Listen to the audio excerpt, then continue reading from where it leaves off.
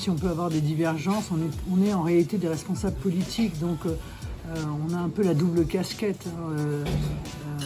On a beaucoup d'affection les uns pour les autres sur le plan familial. On peut avoir des divergences sur le plan politique, et comme nous sommes trempés dans l'acier de l'honnêteté, de la droiture et de la franchise, eh bien de temps en temps, cet acier s'entrechoque. C'est pas très grave.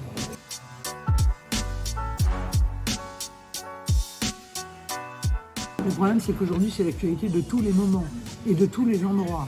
C'est bien le problème. C'est que l'insécurité n'est plus réservée aux quartiers difficiles dans notre pays. Les grandes villes, l'insécurité, elle est partout, dans tous les quartiers, y compris les quartiers aisés des grandes villes.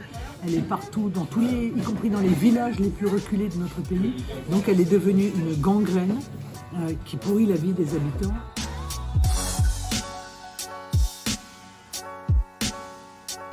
En réalité, ce que je souhaite sauver dans notre pays, c'est la cohésion nationale.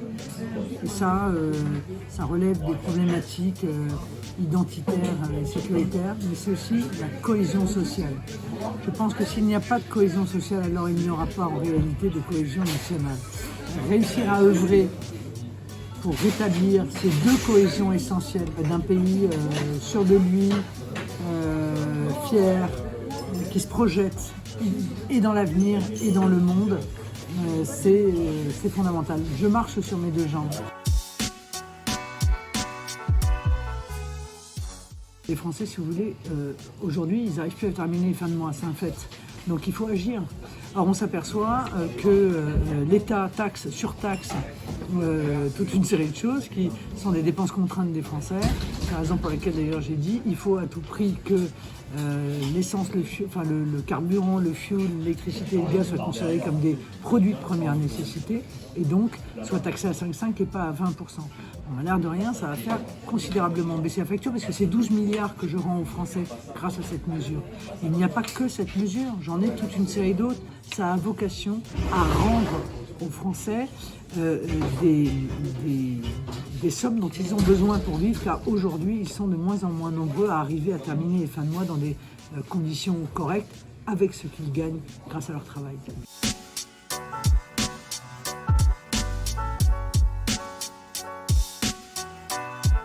Que des femmes soient candidates, je trouve ça parfaitement normal, je trouve ça naturel, je trouve pas ça extraordinaire non plus, mais je trouve ça naturel. Les femmes n'ont pas des qualités supérieures aux hommes. Le débat, c'est peut-être un débat qui commence à devenir un peu daté maintenant.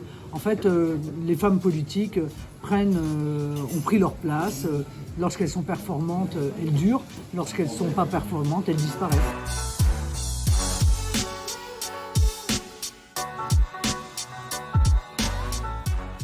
Vous savez, les grands plans comme ça, moi j'attends de voir, car en réalité ce plan n'a vocation à s'exercer qu'après qu'Emmanuel Macron ne soit plus président de la République, c'est ça? Parce que c'est après 2023 en fait. C'est souvent comme ça les grands plans, hein, c'est toujours après. Emmanuel Macron a très largement contribué à la désindustrialisation de notre pays et surtout à la perte de nos grandes sociétés industrielles stratégiques. Hein, on pense à Alstom, on pense à Technip.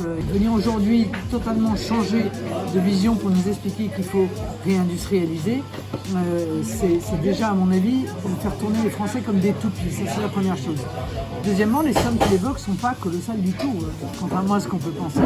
Je vous signale que dans un domaine qui est un domaine essentiel et où il y a beaucoup d'emplois à la clé, et où il y a surtout de la souveraineté nationale à la clé, des prix bas de l'énergie à la clé, et nous sommes tous un savoir-faire que l'on doit conserver, qui est le nucléaire. Le montant qui est accordé, c'est 1 milliard, c'est-à-dire une somme dérisoire par rapport aux besoins qui sont ceux de la relance de la filière nucléaire.